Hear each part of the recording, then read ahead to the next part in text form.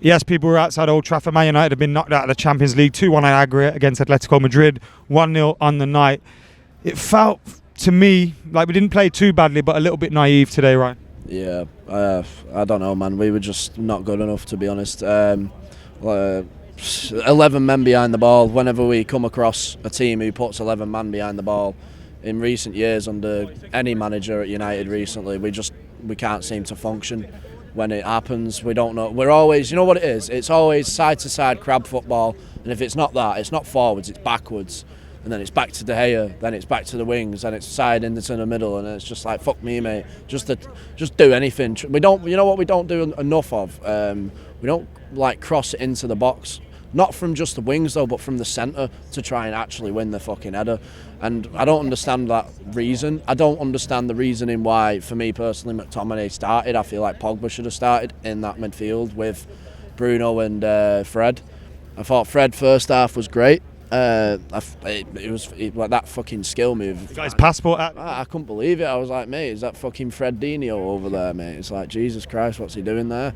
But I don't know. Overall, the performance, I feel like Atletico, they came here with a plan. They knew what they were going to do, got the first goal, and then they just put 11 men behind the ball because they've seen it before in the past. Like, for example, Palace away and Palace at home when we lose. It was a Simeone masterclass. Yeah, it was. It was just a Simeone masterclass. I mean, for me, I don't think it's that hard to be a masterclass against United. I feel like if any of us was a manager, we'd look at how United can play, and it'd be like, if you beat United, if you're a shit team or an alright team, all you got to do is put 11 men behind the ball, or you've just got to overwhelm us on the press, and we just can't handle it. I don't understand what it is with this club at the minute. For me, at the minute, the direction of this club has got the same direction as the Titanic. It's fucking terrible. It's terrible. We're going in no man's. What do you want to see for the rest of the season? Well, what I want to see is performances and ideally us finishing in the top four. I know Arsenal have, 2 or 3 games in hand on us, but when you look at it, they got Liverpool tomorrow night. They've got Liverpool tomorrow night at the Emirates, so in my eyes, they're going to lose that, so that's good. And then they've also got to play Spurs and they've also got to play Chelsea in their other games in hand. So it's like Liverpool, Chelsea and Spurs, Arsenal's games in hand.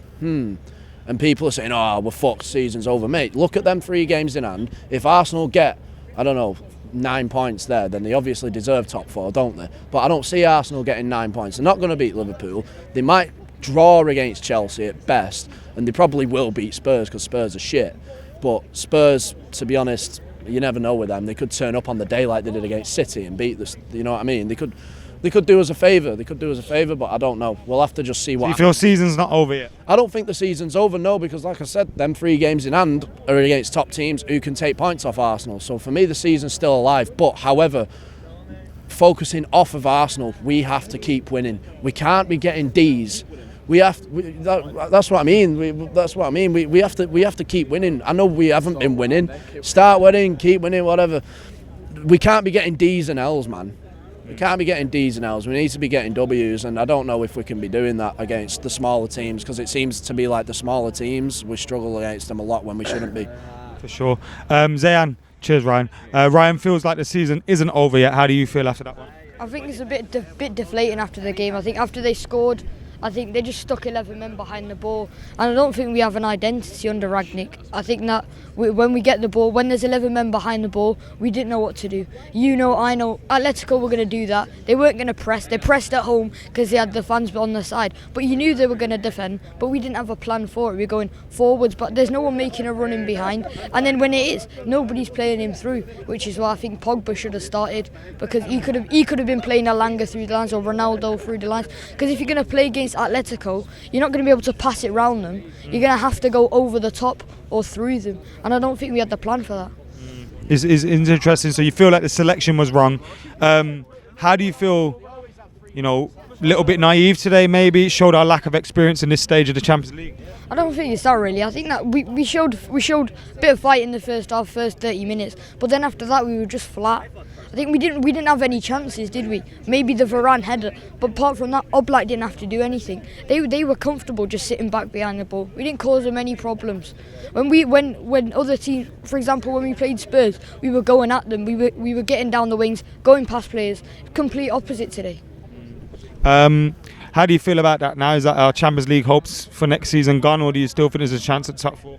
Small chance if there is any. I think Arsenal, I think, will probably get 4 points from that 3 extra games, and with the performance that we're playing, it's easy for teams, for smaller teams especially, because they're just going to sit behind the ball at Old Trafford or wherever we're playing at their ground. They'll just sit behind the ball and we won't be able to break them down, and it'll just end up in a 0-0, or they'll scrape a 1-0. I can't see us winning.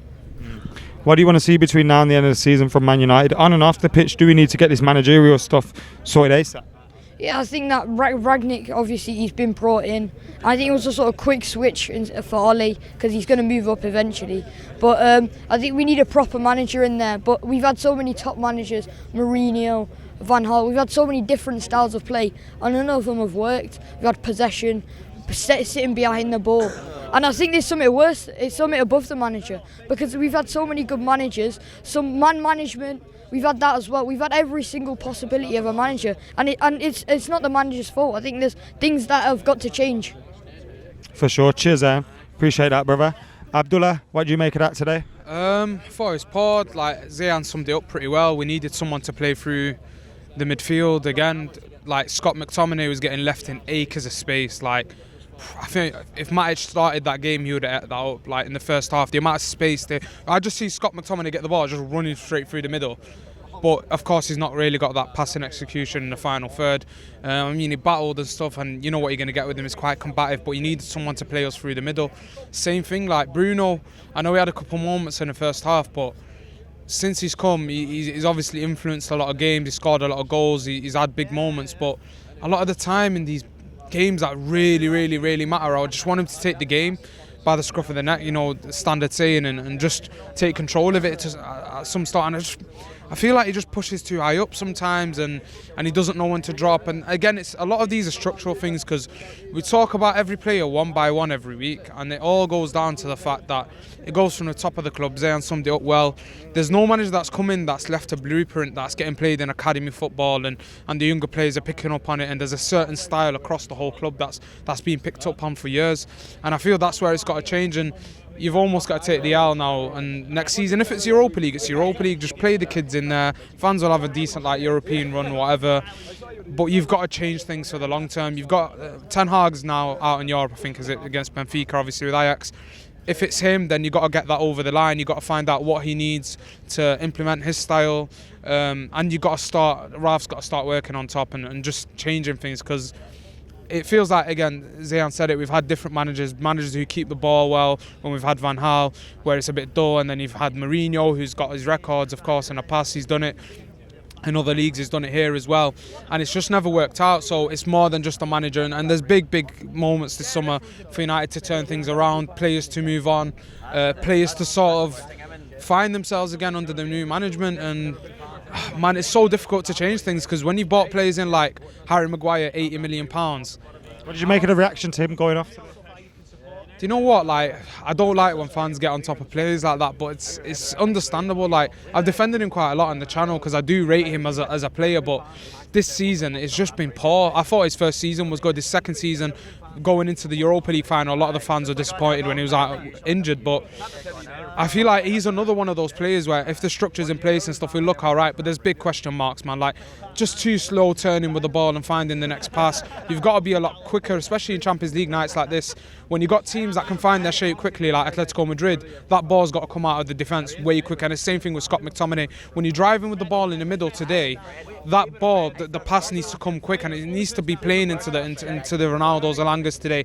And it was just like he'd get there and then he'd go sideways, and he got too comfortable for Atletico. And I thought one more thing, I thought the changes way too late. By the time Matic and Pogba had come on, Atletico were in that zone. Like they've been there like 100 times with Diego Simeone. Like, they were into their shape, they knew what they were going to do, and the changes were left too late. And Matic and Pogba couldn't really affect the game by then. They were just sat in that mid to low block, and it was difficult to play through them. And then, bringing Mata on, like, no hate to the guy, but if we scored, then what's the plan with having him on the pitch? And I know obviously the situation with Lingard and stuff like on, but if you're just throwing everyone on, then you need someone on who's going to shift the defence. Like, no one's shifting the defence for Ronaldo. Ronaldo's got to come wide and come deep, and sometimes it was his fault. Like, he didn't really need to come short.